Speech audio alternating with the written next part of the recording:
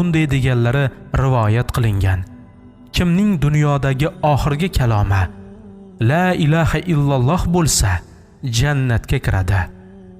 Payg'ambar alayhissalom aytdilar: Sizlarga Nuh alayhissalom o'g'illariga buyurgan ishning xabarini beraymi?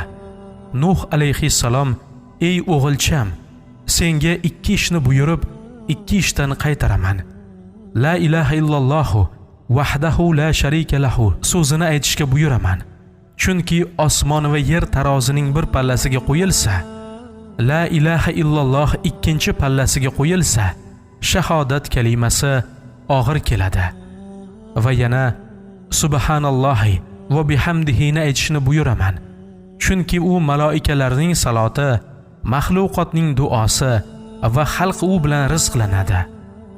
Seni Alloh taologa biror narsani shirik qilishdan